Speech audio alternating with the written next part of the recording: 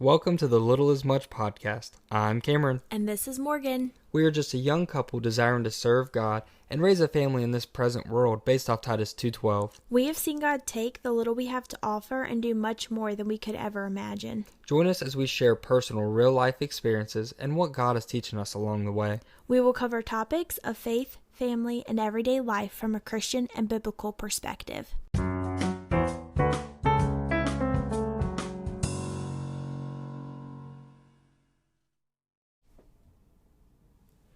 Hi everyone, welcome back to another episode of the Little as Much podcast. It's Morgan, and in today's episode we are going to be doing a mom talk. In these mom talk episodes, I just wanted to feel like we're catching up as friends, reminiscing about life, discussing things that are on our heart. And so with that said, today I'm going to be sharing my birth story.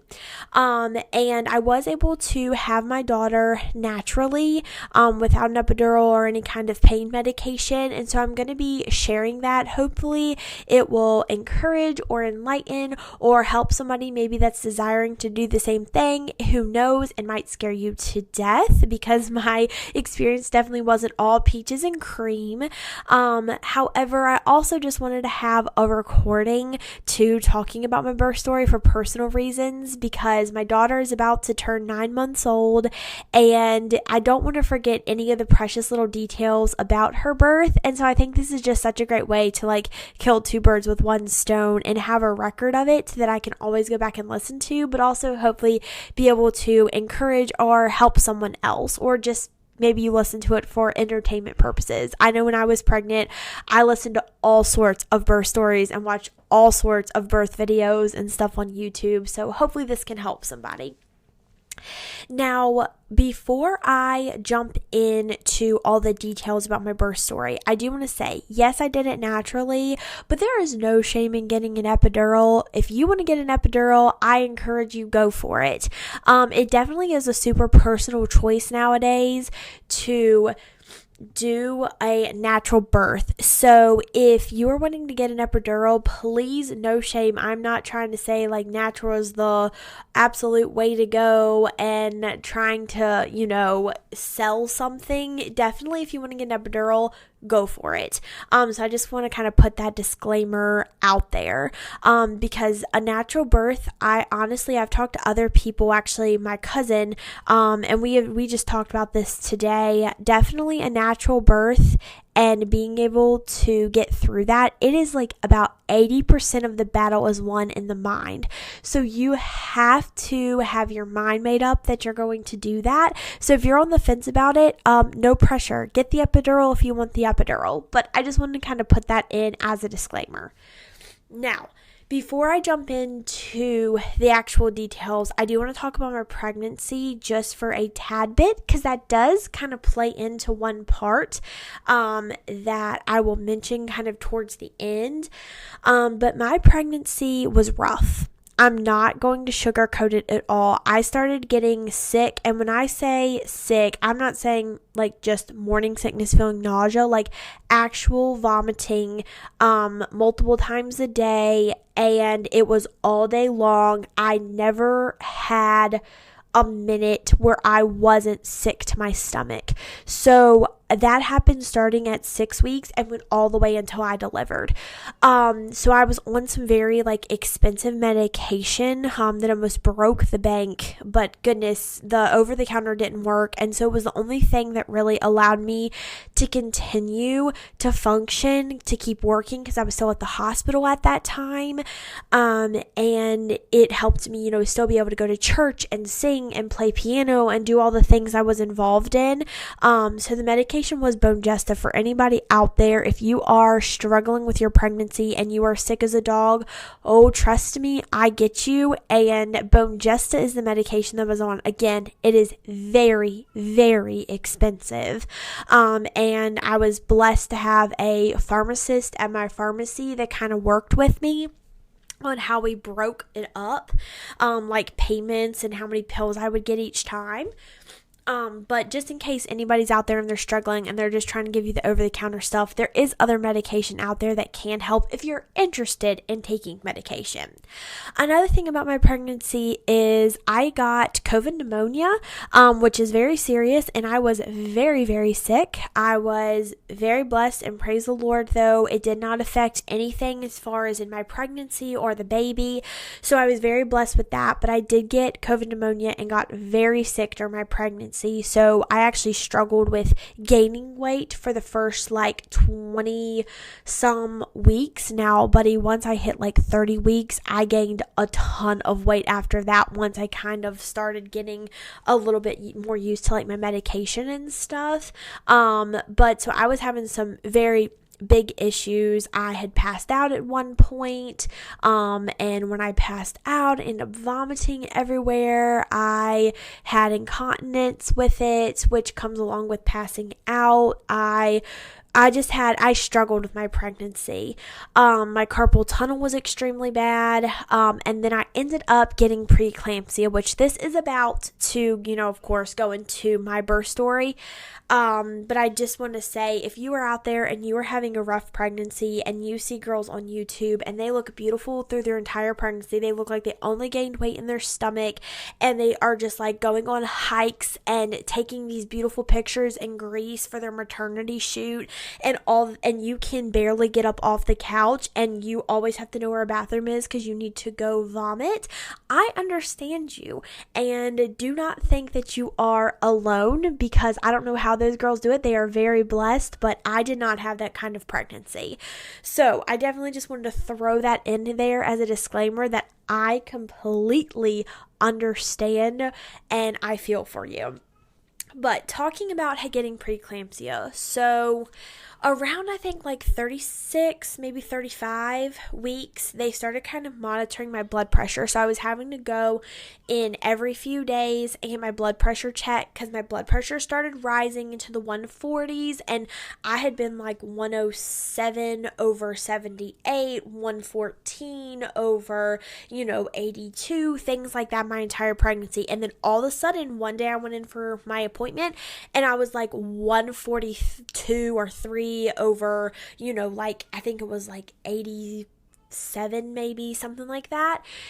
And so they started monitoring me because my swelling was getting bad. So they were checking me for preeclampsia. I honestly was kind of in denial, though. I thought, you know what?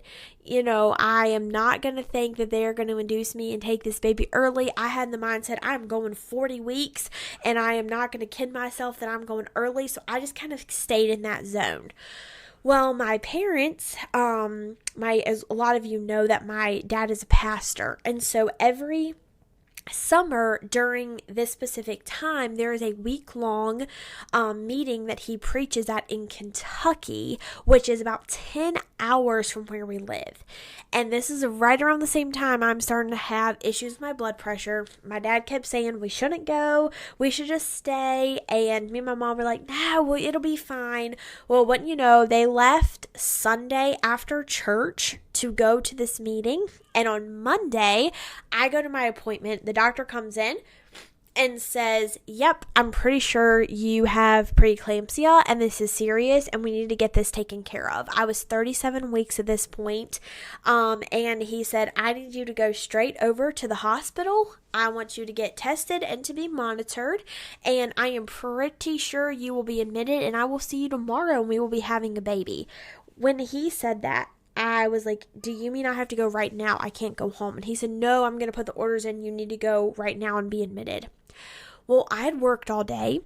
My husband had worked all day. He was still at the hospital working at that time. I had just gotten off work and went to my appointment. My parents are 10 hours away. My husband didn't have his hospital bag packed. I had mine packed, but it was not with me. And so I'm having a little panic moment. Now, I was with my grandmother, so since my parents were out of town and Cameron was working, my grandmother did take me to that appointment because they were wanting me to be careful with driving since I had passed out. My blood pressure was up and down. They didn't want me driving by myself if I could help it. So my grandmother grandmother did go with me to that appointment because I was blessed and had been able to work from home that day. So she had come and picked me up and taken me to my appointment. So I have to call my husband and say, don't leave work, meet me in the emergency department parking lot because we're getting admitted.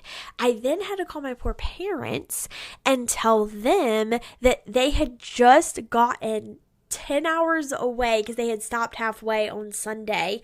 They had just basically gotten into their hotel room in Kentucky, and I had to call them and tell them, guess what? I'm being admitted. So, of course, my dad's like, all right, let me talk to your mom. Mom's like, I'm absolutely coming back. My dad says, all right, I'm going to preach, and then we are going to drive through the night 10 hours. And mom's like, please, try to hold off the baby. Obviously she was joking, but she wanted to be there. So it was quite the whirlwind. It was absolutely insane. Also, with this, I worked in the medical field. I knew actually the doctors really well that were my doctors because that's what I did at the hospital was I worked with all of the doctors in IT. That can be another episode where I explain what I did. So I was able to have a real heart-to-heart with my doctor. And I was able to say, listen, I want to have this baby naturally, and you're telling me I'm having to be induced.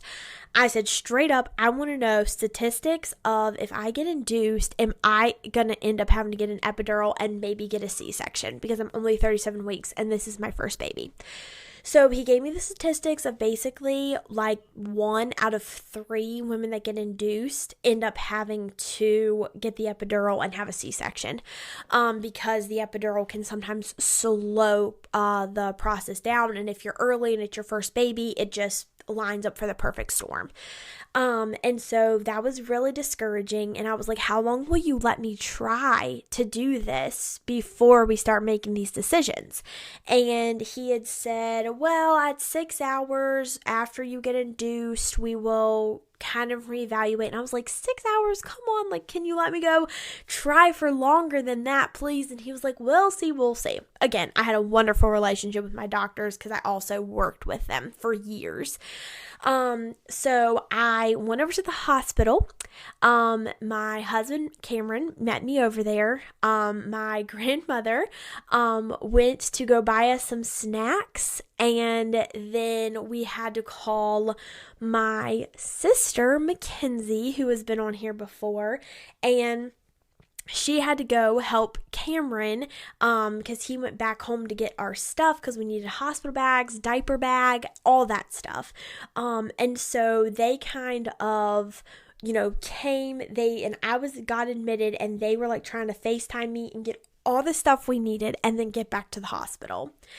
So we were finally admitted. I get tested. Sure enough, my labs come back, my urine and all of that, everything pointed to, yes, you have preeclampsia and you need to have this baby.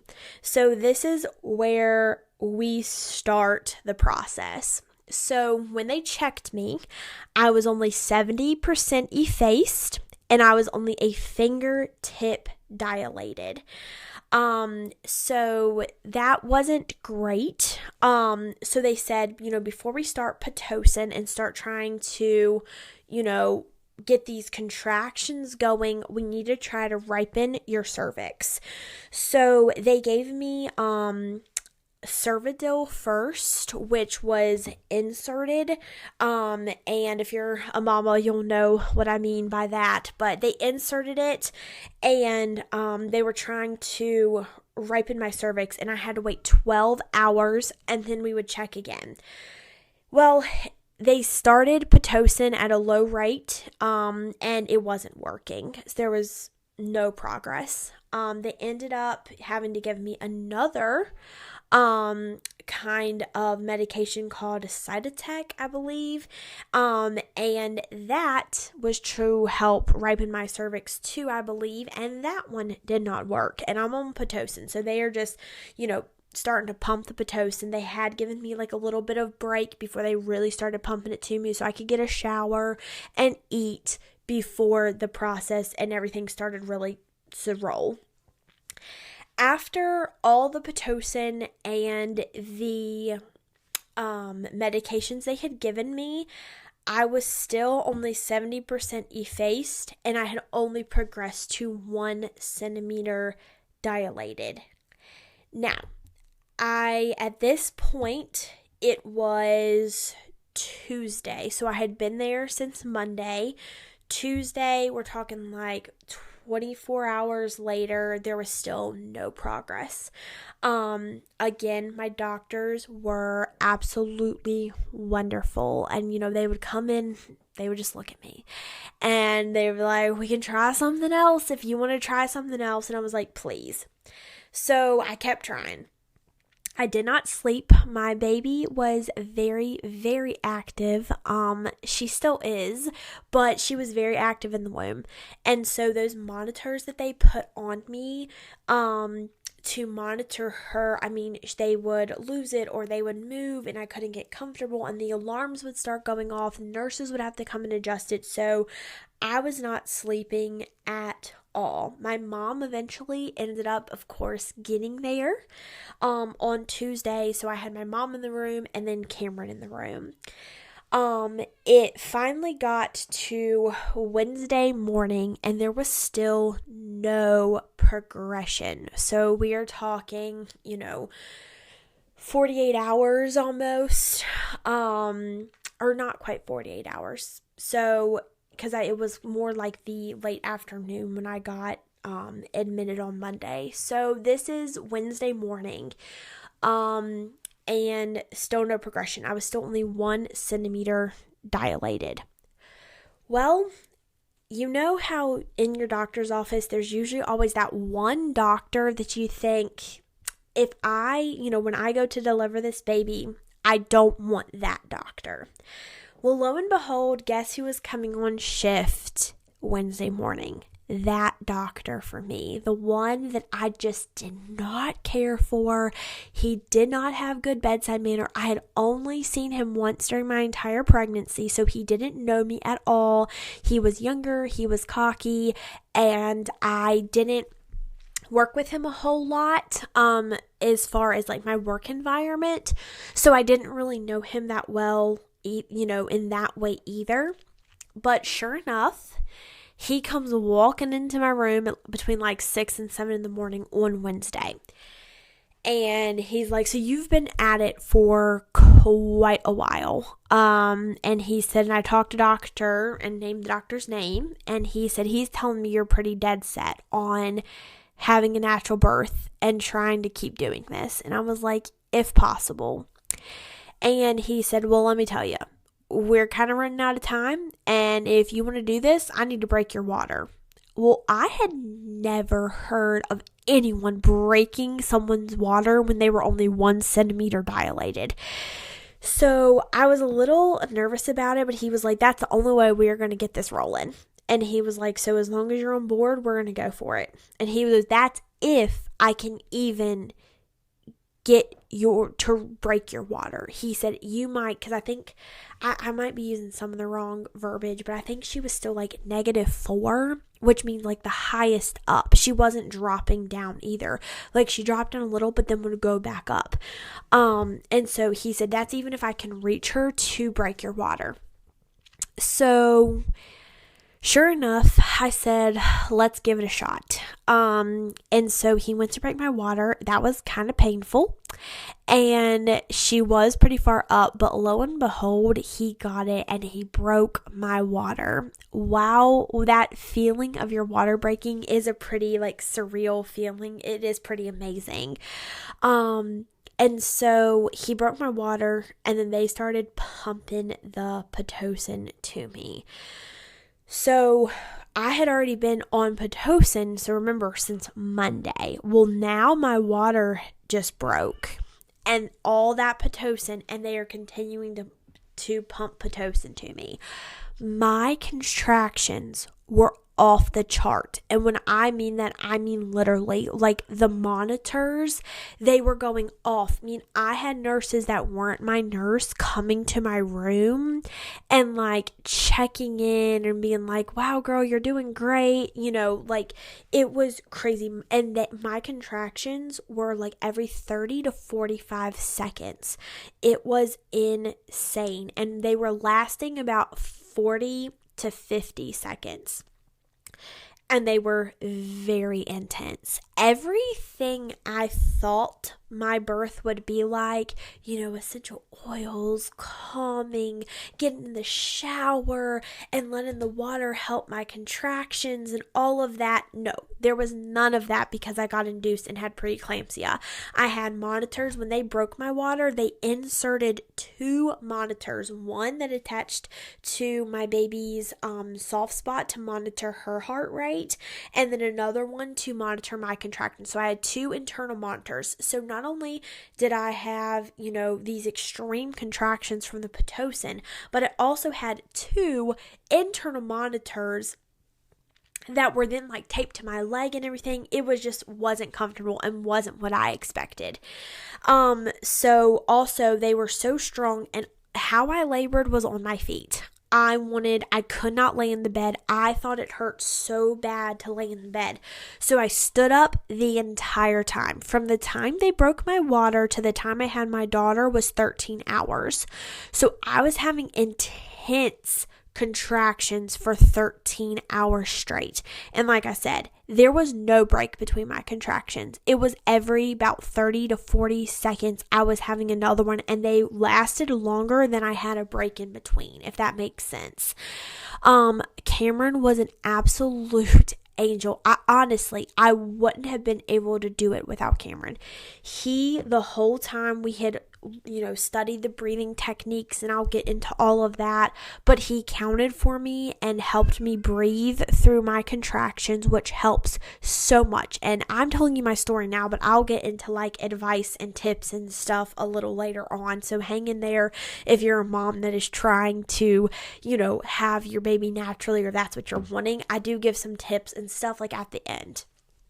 So we're breathing through contractions. They are intense. It is just crazy. And I have this cocky little doctor, after he broke my water, he's like, all right, see you in 4 hours, and just like walks out. And so I have a love-hate relationship with him, but in the end, his attitude is what I needed to kind of like keep my drive going into like, I'm going to do this. So here we are, we're doing the contractions, and it was like I was pretty slow at progression. Like I said, it was 13 hours. So I was only progressing like 1 to 2 centimeters every 4 hours. When they would come in to check me, I would almost cry because it was so painful for me to lay in the bed, for them to be able to check me. And of course they offered, different ways that they could do it. And it was easier for me just to like, for those few seconds, just to go ahead, bear through the pain and let them check me when I was in the bed. So I was progressing very slowly. But I finally get to the 10 centimeter mark. So once I got there, I wanted to stand up until I had to push. I had no idea what to expect when it came to pushing or how I would know. But when they say your body basically kicks in, I couldn't help it. I was standing up, having contractions, and then all of a sudden it was like I couldn't help but push. So I remember my mom, and she was an angel too there. She was, helping put pressure on my back and getting me and Cameron anything that we needed and being so encouraging. And she had me natural, so she was able to kind of like help me through it. And she was an inspiration for me. And so it was wonderful. I had the best birth team ever. And so she kind of looked at me when she kind of heard me push and was like, "Are you pushing?" And I was like, "I think so." And because I really didn't even know what to expect. I didn't know if I was, or if it was just a different kind of way the contraction was making me feel. And she was like, "No, you're pushing. You need to get in the bed." So we tried a couple different positions for pushing, and I ended up just saying like, I want to be on my back. So that's the way I ended up doing it. Now, that was one thing that the doctor, he did, tell me, like, why don't we try, different position, like on your knees. But for me, I couldn't do it. I wanted to be on my back. I wanted to be able to see what was going on. That's just kind of how I am. And so I started to push. Well, they did the practice pushes where they're kind of guiding me, telling me how to push for a couple. And then he looks at me and he's like, any questions? And I was like, I'm exhausted. And that was the part which I had heard this in so many like videos. They say when you get to that point during a natural birth that you think you can't do it, like usually there's every point where you're like, I should probably just go ahead and get the epidural, but just push past that point. That was my point. I was like, I'm exhausted. I don't think I can push and through this pain, because this is something else that I didn't realize. And I had watched so many educational videos. I don't know how I missed this. And honestly, it's silly of me not to have realized this is how it worked. But I honestly didn't realize you had to push through a contraction. So I don't know if I just thought that once your baby got so far down, your contractions kind of let up and it was kind of less of contractions and more of pushing.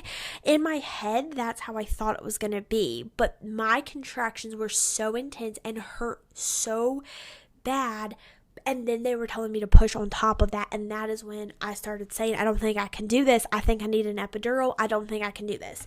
And so my doctor was in there, and he said, listen, he goes, you made it this far. And he said, if I give you an epidural, he said, it's going to slow you down and you're going to probably end up with a C-section. And he said, so see you in a bit. And I was like, wait. I was like, how long do you think I'm going to have to push? And he said, it could be anywhere from 30 minutes to 4 hours. And I was like, I cannot push for 4 hours. I'm done. I can't do this. And he was like, see you in a bit. And literally just walked out. I was so mad at him, but it was exactly what I needed, because when he walked out of that door, he said, I'll come back in 30 minutes. They had to go get him because I started pushing. And once I got into the groove of how it felt, and I mentally blocked out that pain and just was like, I'm at the end, I pushed with all of my might, and in 20 minutes, I had my daughter. So I was pushing, and all of a sudden the nurses were like, oh my goodness, I see a head. And so they're like, somebody go get the doctor. And so they run out. Well, he comes in. He doesn't put on his gloves when he gets in. He didn't believe me because it happened so quick. And when he comes in, I'll never forget. He looked at me and was like, I don't see a baby. And they were like, girl, show him what you got. And about that time, a contraction hit, and I started pushing, and he looked. He was like, whoa, you've got to hold up, because he didn't have gloves on. He didn't have a gown on. He didn't have the sterile cloth was still over the table. They had nothing ready. So he's like, hold up. So he's throwing on his stuff. I saw him get both of his gloves on, and that was about all I could wait. And I started pushing. Well, he was like, wait, try to hold it. Your baby's crowning. Try to hold off and let it stretch. Which now I know that was very good advice. However, at that point, I was so ready to have this baby. I did not listen to the doctor, which was not great. I'll explain why. And I pushed, even though he told me to hold up, and out she came. So I ended up having her after that. It was about 20 minutes. There she was. And it was that moment when they lay that baby on your chest is incredible. I had heard people say it so much, and this is kind of shameful for me to admit, but I kind of thought oh wow, when they just take the baby, because I'm a little queasy at the sight of my own blood and stuff like that, and different things, and so I was a little oh, I wonder if they'll wipe her off a little bit before they give her to me, if they just go ahead and throw her up, and give her to me. And I was a little nervous about that, which makes me sound terrible now that I think of it. But that moment, you do not care. You have just worked that hard. And that moment when that little baby comes up and they show you your baby, I remember just starting to cry, and I kept asking my mom and Cameron, like, do I have a baby? Do I have a baby? Because I honestly, like, I kind of went into like a shock where it was like, I was pretty sure that I had finished pushing her out, but then at the same time, I wasn't quite sure. And that moment is just pure wonderful bliss. And they gave me her, and I remember I didn't care that she was covered in who knows what. I ended up kissing her, and just that moment of that bond and that love and that just wonderful moment when they lay that baby on your chest and you have worked so hard for it, there is nothing like it in the entire world. Now, after we get past that sweet moment, though, the doctor tells me you tore really bad. And it was front and back. And so, like I said, I'm not going into too many details, but mamas out there will know what I'm talking about. And the frontwards was really bad. So they had to stitch me for over an hour, pushing 2 hours. They were stitching so long, they maxed out the lidocaine that they could use and had to finish stitching me without lidocaine. Ouch. It hurt really bad. But honestly, compared to the pain that I had been through in the 13 hours of Pitocin contractions and then pushing and all of that, it was nothing. And I honestly have to say the pushing part wasn't that bad for me. Like, compared to those contractions, once I got past the wow, I have to push through a contraction, once I got into that mindset, the pushing part I actually almost enjoyed, kind of. And so that part I didn't think was bad. But so they started stitching me, but you've been through so much that you don't even care. I was just so happy to not be pregnant anymore, to have my baby girl, and that the contractions had stopped, and it was just, pure bliss. So I didn't even care what he was doing down there. So, now the recovery process for those tears was excruciating. And I have to say, I think the healing process from how bad I tore was more painful at times than the actual labor and delivery, which is saying something. But basically, once, of course, I start recovering and everything. All of that is kind of for another video. My daughter, her name is Callie. She ended up having severe jaundice, like on the verge of, her numbers were so high it could lead to seizures and things like that. We had to be readmitted. So there's a whole nother episode that I can make about the postpartum journey and kind of those first few weeks after having her and my recovery and dealing with the jaundice baby, which I do plan on making an episode about that as well, because it definitely is emotionally draining when you have something like that with your baby right after you've gone through already something so traumatic together. So that's something else that I will talk about in a later episode. But I do want to take a few minutes just to talk about like fears, any advice, and would I do it again? Would I have another natural birth? So first thing is the fears that I had before going into it. And I don't know, maybe these were just my fears, but I'm sure other moms have these same fears before you experience it when it's your first baby. Like I said, I kind of was a little like, oh my goodness, how am I going to handle, like when she is born and they give her to me, how am I going to handle all of that? Because I have a queasy stomach, and when it comes to things like that, it didn't matter. At least for me, it didn't. Like I said, I kissed her, and all of that goes out the window after you've worked so hard and you see that precious little baby on your chest. It is amazing, and all of those things that I was worried about, I didn't even think about them. The second thing that is just, am I going to have a bowel movement while I'm pushing? I absolutely did, and most women that I have talked to absolutely do, and I actually have been told that it's kind of rare not to. And again, one, the nurses take care of you, they're wonderful, and two, again, you are in so much pain and have gone through so much, you don't care what is going on, you are just trying to get your baby out. So those fears, none of my fears that I had like before, like the silly little fears that I had thought about, none of those ended up mattering. The next thing is the what didn't I expect? And I kind of already mentioned them. The having to push through such painful contractions was, one thing that I just didn't expect. And then the tearing and how bad recovery would be. So when the doctor or midwife tells you to stop pushing and when the baby's crowning and let it stretch, do it. Because I did not listen and I paid for it. Now, maybe I would have torn anyway, but do what they say. Also, there is things supposedly that you can do to help you not tear so bad. Do those things. Just try them. I know for me, I'm definitely going to do better my next pregnancy to try to prevent tearing. Whether all that stuff works or not, I am definitely going to do like the different oils and capsules and different things that midwives and doulas can tell you about. I definitely, in massages, things like that, I'm going to do much better because the tearing was very hard to recover from.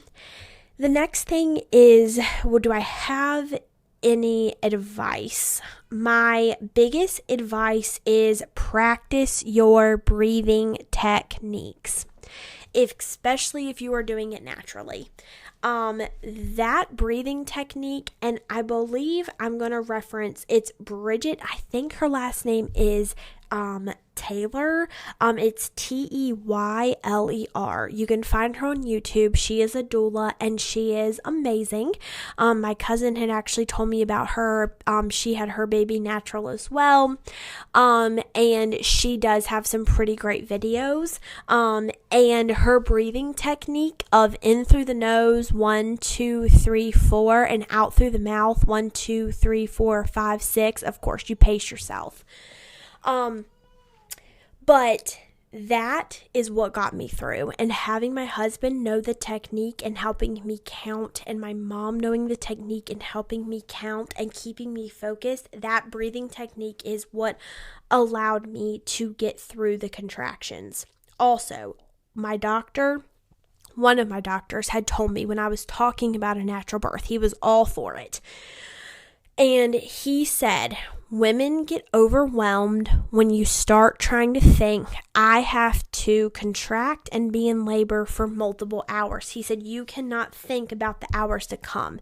You get through one contraction and you tell yourself, I made it through that one, I can get through the next one. Then you get through that one. If I made it through that one, I can get through one more. Then when you have that one, I made it through that one, I can get through one more. You take it one by one, and that is what I did, and that helped me tremendously, because if I had thought I have to go through this for 13 hours at the beginning, I wouldn't have done it. But going one by one, practicing those breathing techniques is key. Also, it is mind over matter, and some mamas might disagree with me, but having your mind to control and a headspace to control your pain and to be able to get through it, it is 80% mental. It is your mind. If you can process it and you are dealing with it in your mind and you are trying to stay ahead of it and you are dealing with it in your mind, trying to focus on your breathing instead of the pain. Honestly, to get through a natural birth without an epidural, it is going to be, you need a good headspace and you need to do, I know this sounds cliche, mind over matter, but it is true. 100%, at least for me, it was completely a mindset. I had to look at, I'm scared to death of needles. I was scared to death of getting an epidural. I also had family members that had done it naturally, and that inspired me. I also had this weird thing just like kind of burning inside of me, like so many women before epidurals had their babies naturally, and I wanted to experience experience it. And I know that sounds really probably morbid and like twisted, that I wanted to experience such excruciating pain. But at the same time, like, I just had something inside of me was like, if other women can do it, like, I want to kind of experience that. Like, I want to be able to experience that natural birth and be able, to know what women before, when women were tough and when they had, all their babies natural and things like that. I wanted to experience that. Now, that might not be you, and that is totally fine, but these are things I had in my mind that helped get me through. The fear of my needles and not wanting an epidural, the fear of a C-section, then that mindset of if other women can, I can do this, the inspiration I had, other women in my life that did it, the challenge of it, I think was a big one, like knowing, that, not everybody has their baby naturally anymore, and just that challenge kind of pushed me. And then also something that my cousin had told me, which really helped, was pick something, whether it's in your pregnancy or in your life, even you could do in your life, and you say, if I made it through that, I can make it through this. And that helped me a lot. Like I said, that's the reason I mentioned my pregnancy before talking about my birth story, is because I thought, if I can make it through months and months of nausea and vomiting and every minute and every second being so sick but having to keep pushing through life, if I can make it through that, I can have this baby naturally and I can get through this pain. And I had that. Now, it might not be your pregnancy. Your pregnancy might have been a breeze. Well, pick something else. Pick something else that you almost have a satisfaction of like, hey, I made it through and I did this. If you can do that, then you can do this. And that mindset really, really does help. Also, have no expectations when you go in. Yes, watch birth videos and birth vlogs on YouTube and things like that. It's good to see it, but do not expect your birth to be anything like anybody's you've watched. I'm just going to be very honest. If you start it's saying, well, so-and-so's, it was like this. Like I said, mine was nothing like I had envisioned it or like I had planned, but it was still beautiful in its own way, and I made it through, and there's still so much just satisfaction and joy that comes from it. And like, I think I also, mentioned the, of course, the breathing techniques. And then also the last thing is aromatherapy. And I know some people might be like, what? But really, having a scent, when I was pregnant, what I liked was lavender and basil together, like mixed together. And I had a friend who did essential oils, and so she was able to make me a room spray and a roller. And honestly, Cameron and my mom, they just kept spraying that in my room. It just made it a good environment. When I was feeling nauseous, he would bring me my roller and let me smell it, and just that comforting smell, like smells that I liked, pleasure over pain, and just getting in that mindset and having something that I enjoyed and like that smell, it really did help me. Also, this has nothing to do with helping you get through, but I think it's really nice if you're like, I don't believe in essential oils and that's bogus or whatever, that's fine. But also have a smell just for the fact that every time you smell it afterwards, you'll think of your birth. I think that that's really neat. Like, I have my little roller and room spray that I use sitting on my dresser, and sometimes I just go by and I open up my roller and I'll put it on my wrist or just smell it, and it just takes me back to that moment of when we were in the hospital having our first baby, bringing our daughter into this world, and just that experience. So even if you don't believe any of the like aromatherapy stuff, just do it for the memory, because it really is amazing. And then the big question, would I do it again? After everything I told you, the tearing, the healing, the terrible, Pitocin contractions and being induced, would I have my next baby naturally? I think that I will definitely go as far as I can possibly go. I not saying for sure that I'll have my next one naturally, but I definitely want to go into it with the mindset of, I did it once, I can do it again. And of course, complications, emergencies, that's a whole different story. But I'm saying as long as things go smoothly, yes, I would try to do it. However, if I had to get induced, because I'm really hoping my next child, I'll be able to go into labor and not have to be induced and not have Pitocin. I want to experience a normal labor. I want to go into labor on my own. I want my water to break on my own. I want to feel what contractions feel like when you naturally go into labor, not when you have Pitocin pumped in you. So I am hoping that, because I think if I go into labor naturally and my water breaks and all of that, and it's a more of a natural process, I definitely think I'll do it naturally. However, if I were to get induced again, I'll go as far as I can, but to be honest with the induction, I might end up getting an epidural. I'm just going to be very honest. If you have to get induced, once you get to a certain point, if it's just too excruciating and you can't enjoy it, get the epidural. But definitely, if I go naturally into labor, I will try to do it naturally without an epidural. And then if I get induced, I'm just going to play it by ear and we'll see. So this has been definitely, I'm talking fast. I know I had a lot I wanted to say. This is definitely a longer episode. So if you're still listening, thank you so much. If you're a first-time mom or just in another pregnancy, good luck to you. And I hope that it just is as wonderful as you have it, in your head, how you want it to be.